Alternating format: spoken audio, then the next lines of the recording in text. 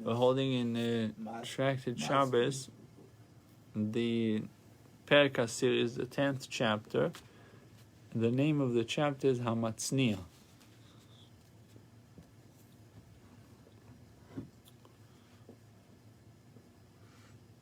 And we ended off discussing about an individual that sinned inadvertently concerning the food, Ve'ezid al-Kli, meaning that he carried the food outside from one domain to another on Shabbos by mistake. Ve'ezid al-Kli, but meaning he didn't know he's not allowed to carry the food, but he knew that not allowed to carry the utensil. Okay, so that's what it means. Shogag uchlin ve'ezid al-Kli. While he is liable to a chatos for taking out the food, his liability for taking out the container is to death penalty, right? Because that one he did b'mezid. Right. So he has two liabilities. Right. Chatos for what he didn't know, the food, and death penalty for what he knew, that he did deliberately. Maskiv lo Ravashi ve'oaf al hakli kisoni. But the Bible teaches these words. He is liable also on account of the container. What does it mean also? Also implies that we are dealing with two liabilities of the same type, not one for echatus and one for the death penalty. Af ve'af. So these words is also meaning that he has the same liability. The situation is since that he sinned inadvertently concerning both the food and the container. Didn't know he's not allowed to take the food out. He didn't know he's not allowed to take the containers out. And then it became known to him at one time. And the other sin became known to him later. So he was told about the container, then he was told about the food. So two separate revelations creates two separate liabilities. Tana deems the person twice liable. As such, there is no indication from the Braisa the one who eats two portions of chalev in the same lapse is liable twice.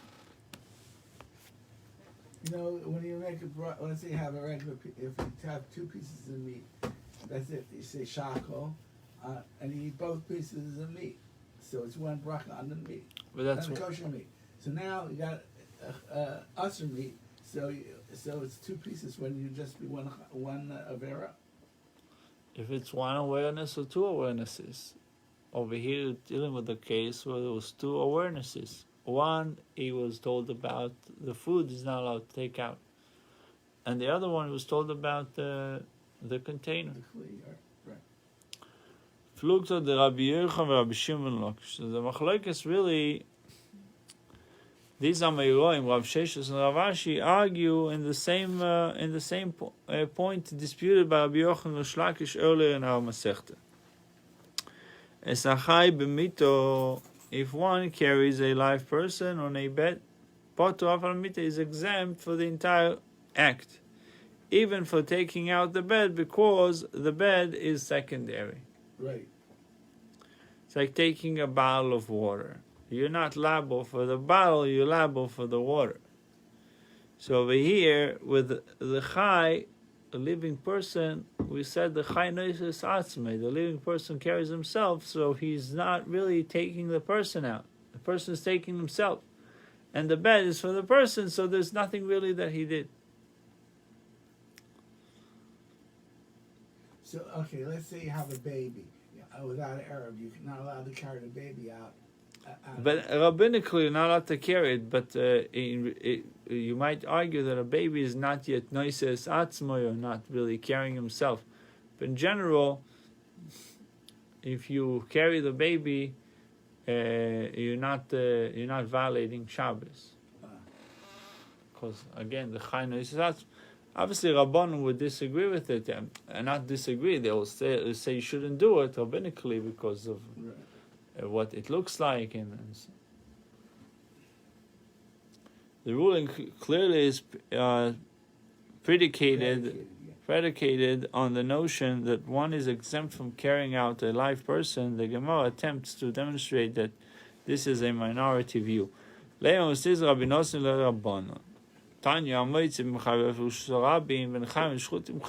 clearly, if you take out an animal, whether they are animal birds, whether they are alive or dead, you're liable, taking them from one domain to another. Rabbi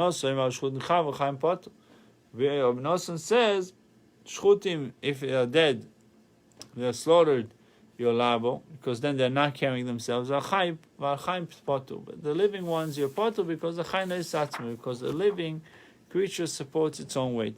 So now, our Mishnah 2 exempts one who carries a living creature, the live person on the bed. Hence, evidently reflects Rabbi Menashe's view, not that of the sages. You see, the rabbis do not agree with it. The rabbis will say he's liable. Ben Chaim ben Shchutim, whether they are alive or dead. You can even say that our Mishnah accords with the sages. When did they disagree with Rabbi Yochanan? When it comes to domesticated, as far as domesticated animal, a wild animal or bird is concerned, the Meshar B'Tein of Shayu. These creatures are stiffen themselves when someone holds them and attempts to escape his grasp. Avalodom Chai, as regards to a live human being, the Neses Atzma, in the contrary, supports himself while being carried. Even the sages would agree that he who carries him is exempt.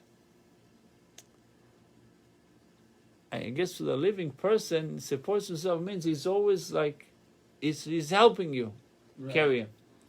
With animals, they are stiffening because they're trying to run away from you. Right.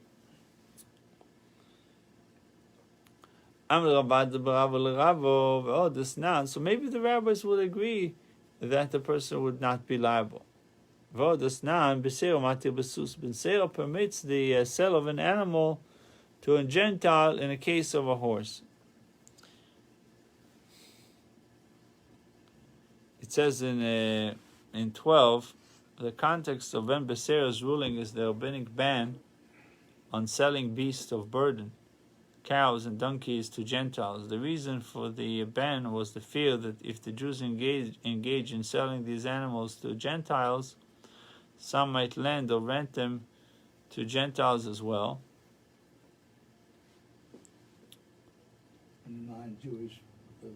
The non-Jewish borrower or re-enter might use the animal to perform labor on the Shabbos, and since the animal is still owned by the Jew, it would emerge that the Jew would transgress the law requiring the animals to desist from labor on Shabbos.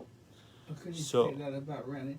Okay, let's say you have property, so you rent it to a goy. The goy is not going to keep Shabbos. Right, but he's not per se carrying. He's violating Shabbos, his own activities that he ends up doing in your house, but he's not. The Torah doesn't say your house has to rest. Wow.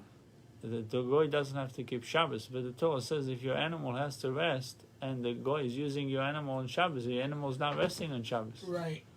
So there's separate laws how to do it. What would you do if you are a donkey? You're renting donkeys, right? You have a business to rent donkeys. So if you rent it to a goy on Friday afternoon, he has a project to do on Shabbos. You know he's going to use it on Shabbos. It says clearly, you said in the Kiddush, Lemanya Nuach, so Ato, Vincho, Vitcho, Vemtecho. Everyone has to rest. Right. So what do? So over here it says Ben Besero Matir Besus. Ben Besero permits the sale of an animal to a Gentile in the case of a horse. But Tanya Besus, Ben Besero permits in the case of a horse, because one does the kind of labor with a horse riding upon it, for which there can be no liability to a chatos. Rabbi Yochanan said, Beseiro v'Rabbi Nosson hu davar echad. Beseiro and Rabbi Nosson are saying one and the same thing. Ben Beseira's ruling is founded upon Rabbi Nosson's principle that a living creature supports its own weight.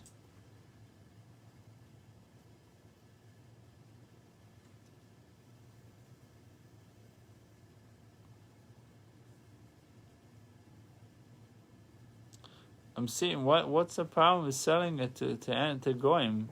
I'm a little bit perplexed with it. You're afraid if you sell it to them, then you'll rent it to them. And if you rent it to them, they're Oh, if they engage in selling, then you come to rent it. I see.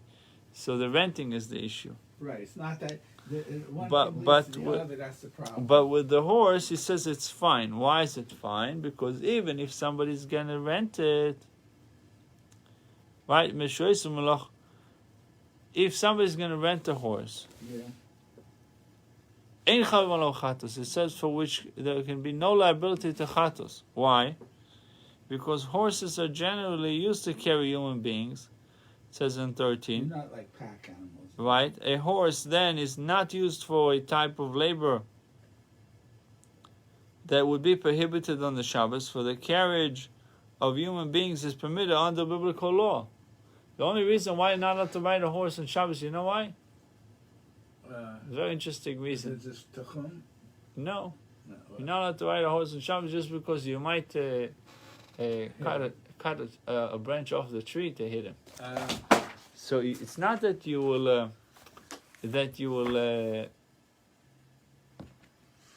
hit him. It's fine if you hit him. What's the big deal? Yeah. If you punch somebody on Shabbos, it's not you're not violating Shabbos. Violating something else, but not Shabbos. But you need a rod, you need a whip for the horse. So you could have it from before, but... Yeah, but even though you might, if it falls down, you see a tree, cut a branch. So that's the reason. That's the reason they use. That's a funny reason. Yeah.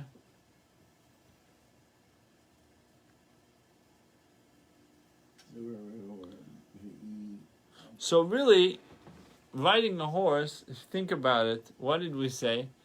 That the living carries himself, right? Right. So if you ride a horse, the horse doesn't really carry you that much. You're carrying yourself. Yeah. You're helping it. It's like if someone picks you up, you're off the ground, but it's still considered like you're helping him, supporting your weight.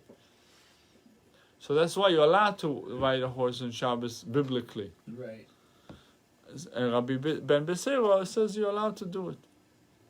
Allowed to sell it. Rabbi Yochanan said,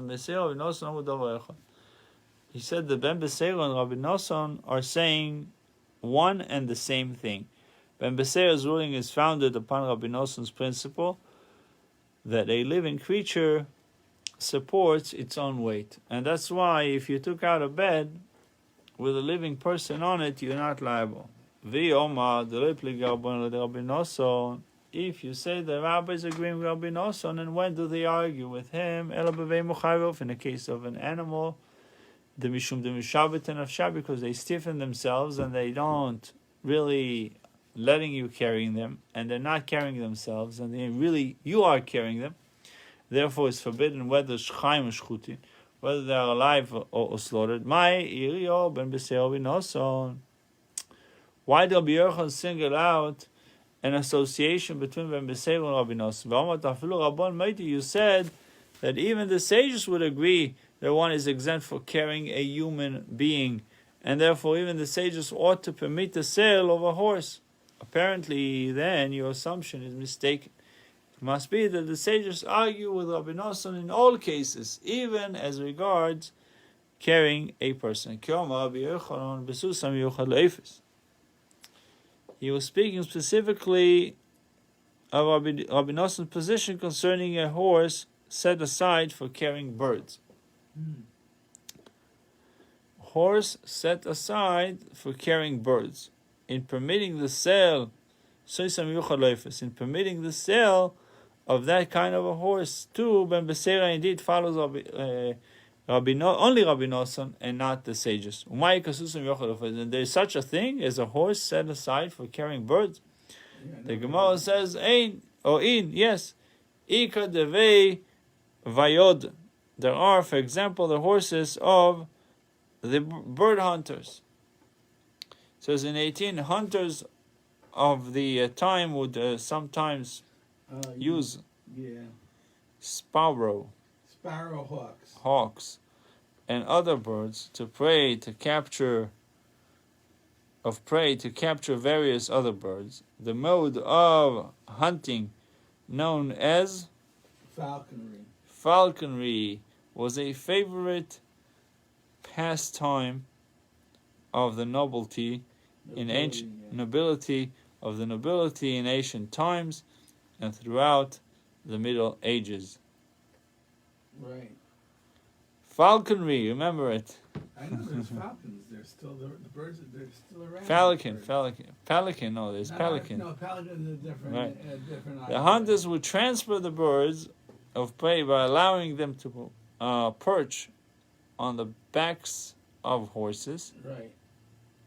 In this way, the birds would remain rested for the hunt to come. They would go out in the field, and then they would send the birds out to catch the other birds. Yeah. You have to wear like this leather thing on your arm so they don't claw. They have these talons, and they hurt. Rabbi Menashe concedes in the case of a creature tied with ropes that one is liable for its transfer. What about the Persians ride horses in a way that comparable to one who is tied up, and yet Ben Beseira seems to allow the sale of horses even to Persians.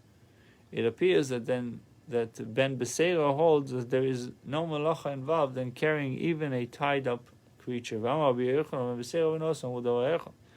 Saying Rabbi Nosson are saying one and the same thing. It would appear then that Rabbi Nosson too holds that there is no malacha involved in carrying a bound creature. Rather, it is only out of arrogance that they chose this particular way of writing. As proof of this, till today the Persians are acting with arrogance. There was once a certain Persian officer with whom the king was angry, and he ran 3 pasos by foot to elude the king's troops. What's elude? To avoid them. As a preface to a new discussion, the next portion of our Mishnah is cited as Hamez Bamito Chayav. However, one who carries a corpse on a bed is liable for the transfer. And similarly, if one carries from domain to domain part of a corpse the size of an olive, is liable. Rabbi Shimon exempts him. Amar Rabba Bar Chana Amar B'Yochel Amar Yosef Amar Shimon Lakish Poitra Rabbi Shimon. Rabbi Shimon would exempt. Even if someone takes out a dead person to bury him.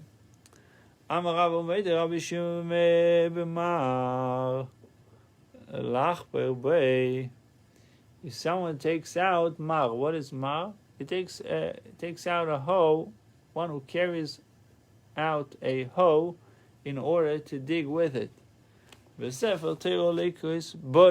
Or he carries out a Torah scroll in order to read from it. The chayav that the person is liable. Here, the acts are of intrinsic benefit to the person who performs them. Rabbi Shimon considers them true acts of malacha. Pshita, the Gemara says it's obvious. For that kind of act was deemed a labor not needed for its defined purpose.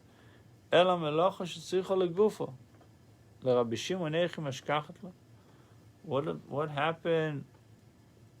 How could we ever find any act that, according to Rabbi Shimon, is a labor needed for its defined purpose?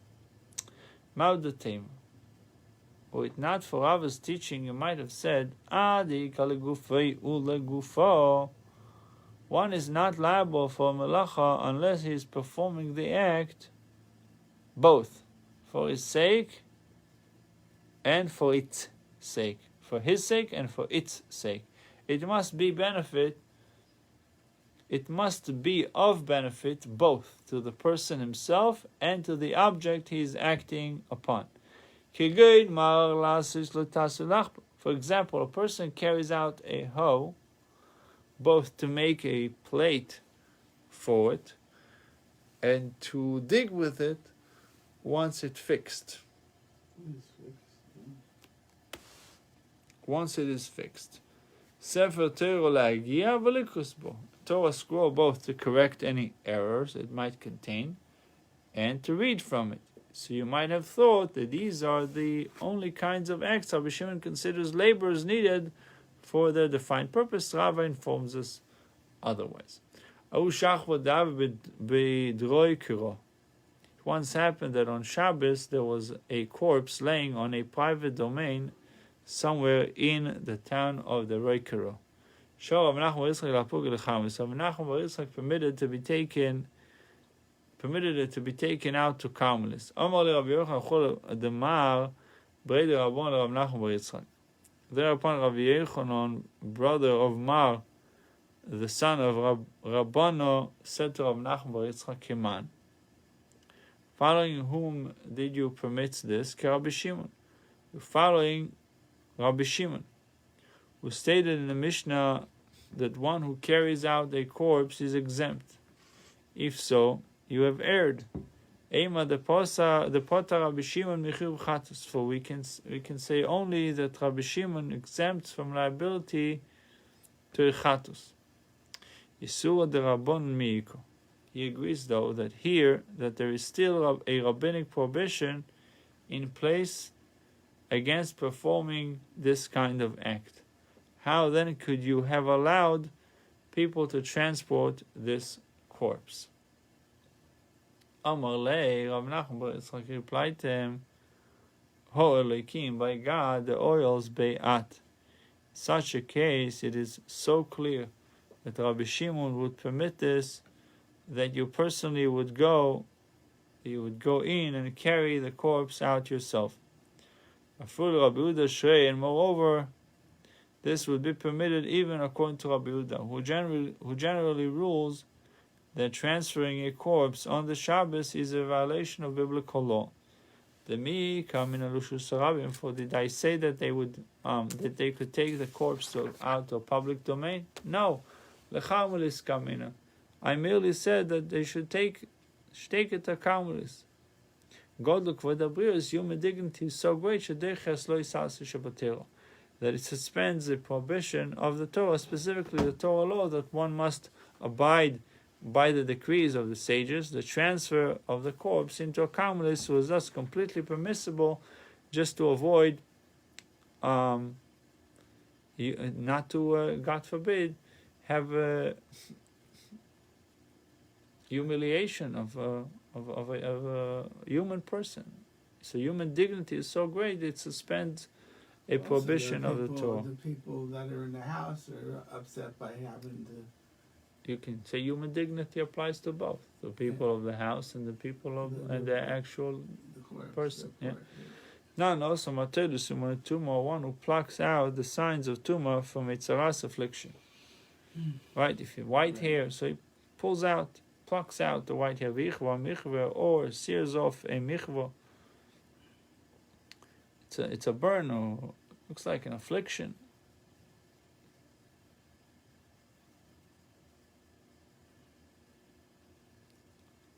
It's a ras affliction on one's skin. Yeah.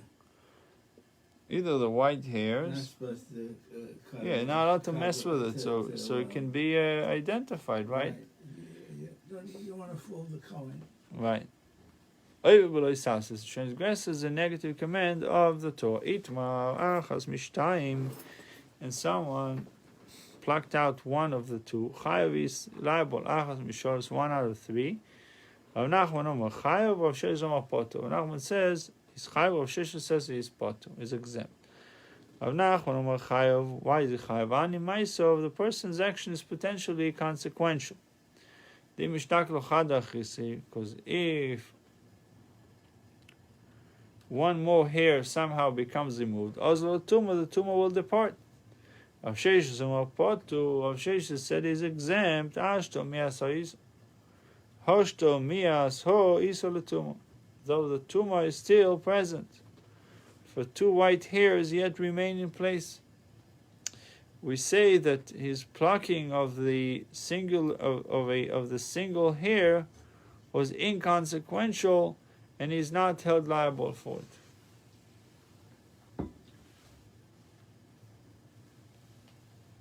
Okay, that's the background for the opinions why Rav Nachman said is chayav and Rav Sheshes says potter. Rav Nachman says chayav because if another hair would be plucked out, somehow will be removed, the tumor departs and you can't identify the tumor anymore. And Rav Sheshes says it's potter because right now there's still evidence for tumor. What do I know this? What is my source that is potter? Now, and he brings the Gemara that we discussed. Someone takes a size of an olive, part of a corpse, the size of an olive. Size of an nevela, part of the nevela, chayav is liable. Chatziza is potter. If he takes half, is potter. Tanyo chatziza is chayav. The Gemara said 1 second. It says, if one moves a piece of a corpse, the size of half an olive is liable. Why does it say potter? So my love, at the Tanya Chayav, the Baisa, which taught that one is liable for half an olive, da'apik chatzizais mikazais, where one removed half an olive's volume from a total mass that was the size of an olive. In doing so, he immediately rendered the remaining mass incapable of transmitting tumor, and is therefore liable for having performed a significant transfer. Wrote this non-potter in the Mishnah, which taught in effect that one is exempt for half an olive. Speaking of a case where one removed half an olive's volume from a mess that was the size of an olive and a half, in that case he is ruled exempt, for even after he has taken away the half's olive's worth, the remaining mass can still transmit tumor. We see then that an act that causes no immediate change in status is not deemed legally significant. Okay.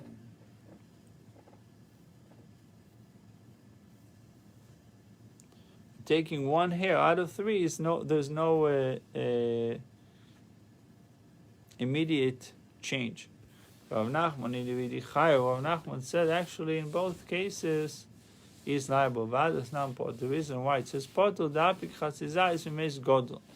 Speaking where one removed the half an olive's volume from a large corpse, a corpse big enough that even if more was taken out, it would still remain enough mess to transmit tumor. Here, then the person act was clearly inconsequential, and this is the reason. It is for this reason that the Mishnah rules he is exempt. One who removes his fingernails one with the other, he causes the edge of one of his fingers. He uses the edge of one of his fingernails as a blade to remove the others. Or beshino, by doing it with his teeth, he bites them, bites his nails, and similarly removes his hair in such manner. He plucks the hair of his head with his hand, or his mustache, his beard, likewise. A woman who braids her hair, who paints her eyes, who fixes her hair. Rabbi Lezer hold the person liable to chatas. While the sages prohibit each of these acts as a rabbinical enactment, but he's not liable to chatas. all these acts are not done in the usual manner of melacha under which they are classified. Okay, the dispute pertains only to removing the fingernails with the hand. In this case, the rabbis maintain that the person is not liable for shearing, since this is not the normal way of cutting nails. But if he does it with an instrument, he is liable. If he does it with scissors, he is liable. Pshita it is obvious. The Mishnah states openly, one with the other. You might think that the rabbis also exempts the person even if he does it with an instrument. The reason why it teaches one with the other, to inform you the extent of the stringent opinion of Rabbi Lezer, to teach that he holds the person liable even where he does not use an instrument. Kamash Rabbi Lezer therefore informs us that this is not so, that the rabbis agree that one who uses an instrument is liable. The dispute refers only to whether the person removes the fingernails for himself, his own fingernails. In this case, Rabbi Lezer maintains that the person is dexterous enough to properly remove his fingernails without the aid of an instrument, and is therefore considered to have performed malacha in the usual manner. I guess he's like a professional. But if he does it for his friend, everyone agreed that he's potter. And this is obvious that the Mishnah states his fingernails. You might have said, without Rabbi Lezer's statement, Rabbi Lezer holds the person liable even where he moves the fingernails for his fellow. And that which the Mishnah teaches his fingernails is to inform you the extent of the lenient opinion of the rabbis, to teach that they exempt the person even where he removes his own fingernails. Kamashman Rabbi Lezer informs us that Rabbi Lezer agrees that if he removes the fingernails of his fellow, he is exempt, because that's not common. When it comes to his hair as well, the minimum amount of hair necessary to be removed in order to be liable cutting the hair on Shabbos, if a person removes a scissors tip full of hair on the Shabbos, he is liable to a chatas. Scissors tip full of hair on Shabbos, he is liable. How much is and how many hairs are contained in a scissors tip full? Yehuda said 2. And as regards the prohibition against tearing out, the minimum amount for which one incurs malchus is 2 hairs. It's not clearly implied that amount stated previously in the Bais. Similarly, as regards to the prohibition against making a bald spot, the minimum amount which one incurs malchus is 2 hairs. I heard that one of the rabbis at one time put his hand in his hair, in his beard on Shabbos, and he left it in the whole Shabbos. He was afraid that I heard this story. Yeah. Pull out hair.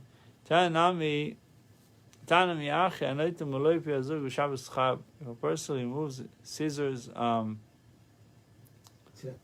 tip full of hair on Shabbos, he is liable to chatas. And how many hairs are contained in a scissors tip? 2. Rabbi Lezer says 1. Rabbis agree with Rabbi Lezer regarding a person who pulls out white hairs from among dark hairs. If he's doing the sorting, he's taking the white out of the black, or vice versa, he is liable even for 1. During the week, even a weekday is prohibited. Why? Because it is stated, a man shall not wear a woman's garment. A man who weeds out his white hairs is performing the cosmetic act of a woman, and thus performs the activity of dressing like a woman.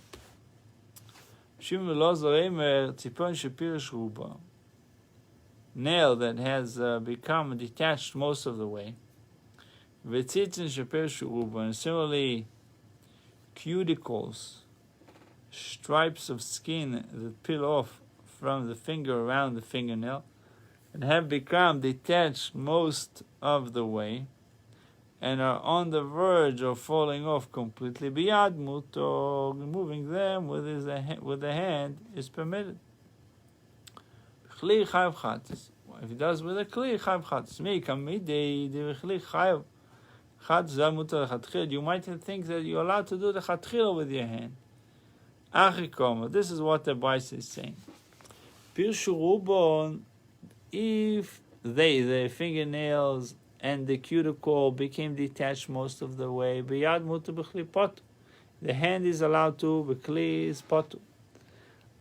Meaning with the instrument is potu. Aval also, but shouldn't do it.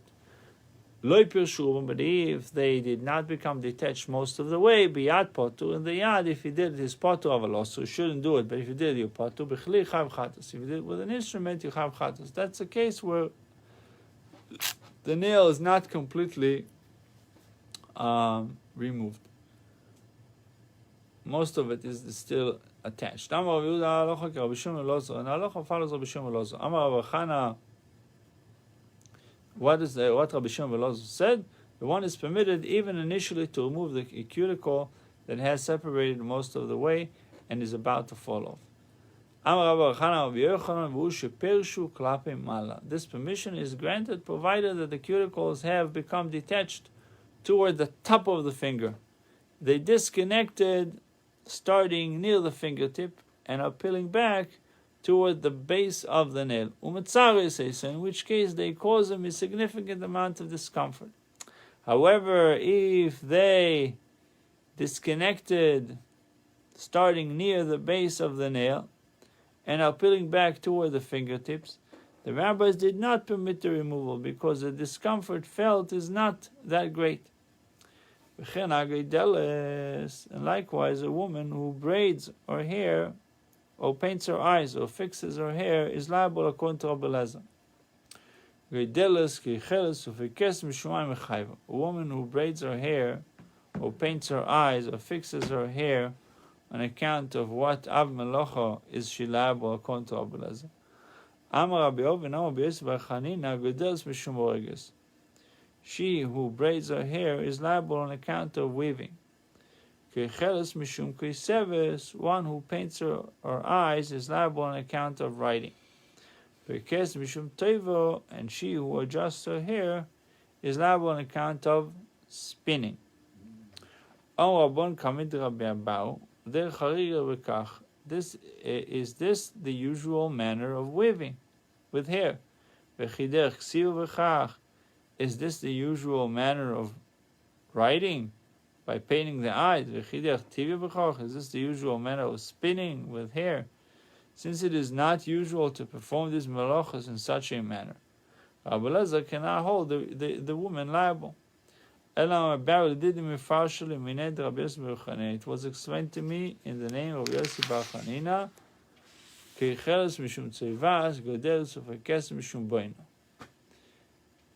She who paints her eyes is liable for dying, and she who braids her or fixes her hair is liable for building. And the Gemara will continue to discuss this concept. We'll discuss it, God willing, tomorrow. Okay, married women